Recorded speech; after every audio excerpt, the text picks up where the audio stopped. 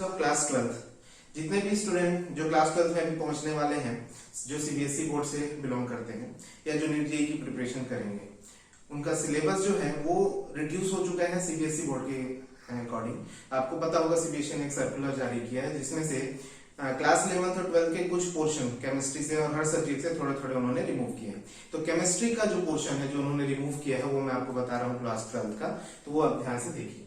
तो सबसे पहले देखें क्लास 12 का जो पहला चैप्टर होता है सॉलिड स्टेट। वैसे तो पूरे सिलेबस से 3 चैप्टर पूरी तरह से हटा दिए गए हैं क्लास 12 के, है ना। तो अभी हम लोग देखते हैं सबसे पहले सॉलिड स्टेट चैप्टर। तो सॉलिड स्टेट में तो बहुत सारी चीजें हैं, लैटिसेस के बारे में पढ़ते हैं, है ना, स्ट्रक्चर के बारे में पढ़ते हैं, बट इसमें जो इलेक्ट्रिकल प्रॉपर्टी पढ़ते थे और जो मैग्नेटिक प्रॉपर्टी पढ़ा जाता था वो सिलेबस से हट चुका है। जैसे फेरी मैग्नेटिक, फेरोमैग्नेटिक, ये सारी चीजें वहां से रिमूव हो चुकी है ना। उसी तरीके से बैंड थ्योरी, जिसमें हम लोग किसके बारे में पढ़ते थे, सेमीकंडक्टर के बारे में, है? तो सेमीकंडक्शन या सेमीकंडक्टर के बारे में एन टाइप, पी टाइप, जो हम बैंड थ्योरी के अंदर पढ़ते थे, वो सारी चीजें यहाँ से अब ऑमिट हो चुकी हैं, निकल चुकी है ना। तो अब देखते हैं सॉल्यूशन। तो सॉल्यूशन जो चैप्टर है सेकंड, उसमें से सारा पोर्शन रहेगा, मोलैरिटी, नॉर्मलिटी, सब कुछ रहेगा। जो शुरुआत के पोर्शन है, जो लास्ट का पोर्शन है, एबनॉर्मल मोलर मास का और वांट ऑफ फैक्टर का, है ना। जो कुछ स्टूडेंट को ये टॉपिक टफ भी लगता था सॉल्यूशन चैप्टर में, बट उनके लिए खुशखबरी है, उनके मन में बिल्कुल लड्डू फूट रहे होंगे। तो एबनॉर्मल मॉलिक्यूलर मास और वांट ऑफ फैक्टर जो है यहाँ से रिमूव हो चुका है ना। उसी तरीके से हम बात करते हैं इलेक्ट्रोकेमिस्ट्री चैप्टर की, जिसमें से जो सेल वाला पोर्शन है, जैसे डेनियल सेल या इलेक्ट्रोलाइटिक सेल में से कुछ पोर्शन, वो सेल वाला जो पोर्शन है वो वहां से रिमूव हो चुका है। ज्यादातर इलेक्ट्रोलाइटिक सेल के से रिलेटेड या ड्राई सेल, फ्यूल सेल, ये जो टॉपिक्स थे वो रिमूव हो चुके हैं। बाकी रही बात ऑक्सीडेशन रिडक्शन की और रेडॉक्स रिएक्शंस की, और उसमें जो प्रोसेस होते हैं, है ना, वो करंट की और इलेक्ट्रॉन ट्रांसफर, जो सारी चीजें हैं, कुछ सेल के पोर्शन जो यहाँ से रिमूव हुए हैं। उसी तरह से काइनेटिक्स में, तो काइनेटिक्स में सारे पोर्शन तो रहेंगे ही, first order kinetics, second order kinetics, और कैसे हम उनको फाइंड करते हैं, कैसे ऑर्डर फाइंड करते हैं, और क्या रेट लॉ है, रेट एक्सप्रेशन, ये सारी चीजें हैं। कोलिजन थ्योरी जो है वो वहां से रिमूव हुई है। वहीं पर कोलिजन थ्योरी भी कनेक्टेड है एक्टिवेशन एनर्जी से, और एक्टिवेशन एनर्जी कनेक्टेड है अरेनियस इक्वेशन से, जो कि बहुत इंपॉर्टेंट इक्वेशन हुआ करता था, वो अभी भी इंपॉर्टेंट है, बट इस सिलेबस में नहीं है ना। बट अपने नॉलेज के लिए आप उसको पढ़ सकते हैं। जब टेम्परेचर इफेक्ट पढ़ेंगे रेट लॉ पे, तो ये तो पढ़ना ही पड़ेगा, तो पता नहीं क्यों इसको उन्होंने बाहर निकाला है। अभी देखते हैं सरफेस केमिस्ट्री। तो सरफेस केमिस्ट्री में इमल्शन और कैटालिसिस। इमल्शन में जो भी हम उसमें पढ़ते हैं, जो टाइप्स ऑफ इमल्शन होता है, water of oil, oiling water वाला, वो रिमूव हो चुका है। वैसे ही कैटालिसिस में जो भी आता है, homogeneous catalysis, heterogeneous catalysis, enzyme catalysis, ये सारी चीजें वहां से रिमूव हो चुकी है ना। उसके बाद आता है 6th चैप्टर है आइसोलेशन ऑफ एलिमेंट। जो मेटलर्जी प्रोसेस होती थी, है ना, एलिमेंट्स का आइसोलेशन वाली, या हम उसके ओर से हम बाहर निकालते थे, वो जो पोर्शन है पूरा का पूरा चैप्टर जो है वो यहाँ से हटा दिया गया, इंटायर चैप्टर।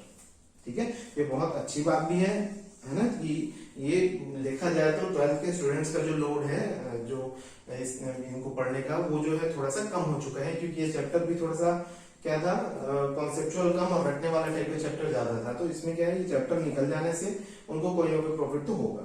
इसके बाद देखते हैं पी ब्लॉक।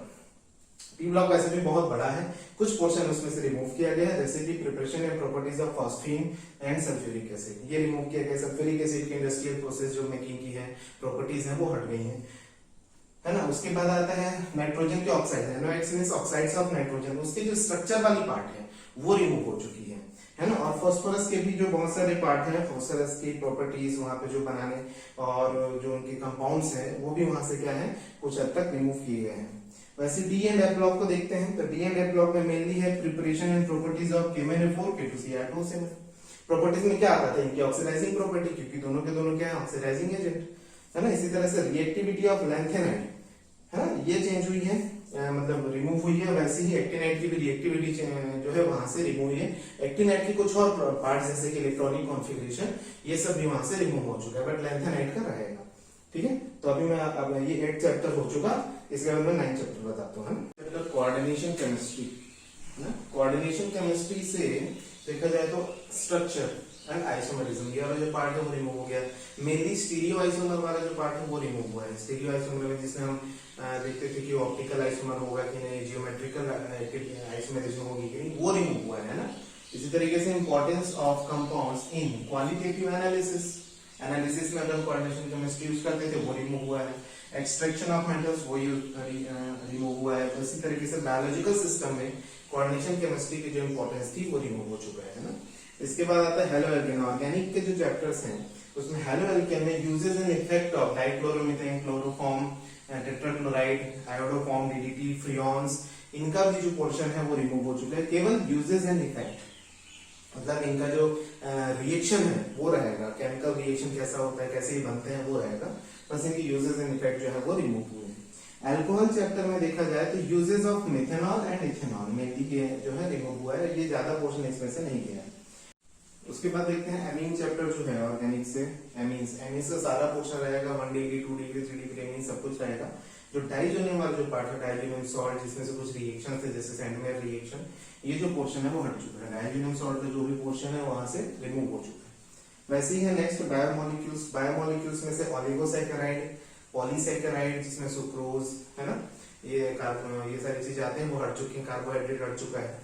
तो जो मोनोसैकेराइड्स है वो रहेंगे, जैसे ग्लूकोज का पढ़ना, फ्रक्टोज का वो हमको पढ़ना होगा, लेकिन ऑलिगो एंड पॉलीसैकेराइड्स जो है वो रिमूव हो चुके हैं। विटामिन्स पूरी तरह से हट गया है, एंजाइम पूरा हट चुका है, वहीं पे हार्मोन का जो बेसिक पार्ट है वो वहां से हट चुका है, मतलब स्ट्रक्चरल पार्ट जो है उसको एक्सक्लूड किया गया, मतलब वो रहेगा है ना हार्मोन का। वैसे ही पॉलीमर, तो अगला जो चैप्टर है पॉलीमर और केमिस्ट्री इन एवरीडे लाइफ, ये पूरा का पूरा चैप्टर जो है एंटायर चैप्टर रिमूव कर दिया गया है किससे, 12th के सिलेबस से। तो आपको ये क्या है, पूरा इसको आपको हट गया है। तो आपको देखा जाए तो 16 चैप्टर पहले हुआ करते थे 12th में, अब इसमें से 3 चैप्टर रिमूव हो चुके हैं। ये है polymer chemistry, chemistry in everyday life, और एक जो चैप्टर मैंने आपको पहले बताया था आइसोलेशन ऑफ एलिमेंट्स वाला। तो ये 3 चैप्टर हटने के बाद आपके पास केवल 13 चैप्टर बचते हैं। तो 13 चैप्टर में से भी कुछ जो है यूजलेस पार्ट्स हैं, कुछ ऐसे पार्ट हैं जो थोड़े टफ पार्ट्स थे वो हटा दिए गए हैं। तो सीबीएसई के सिलेबस में इतना ही है और इस तरह से पूरा सिलेबस रिड्यूस किया गया है। आई होप कि यह इंफॉर्मेशन आपके लिए यूजफुल हो। Thank you.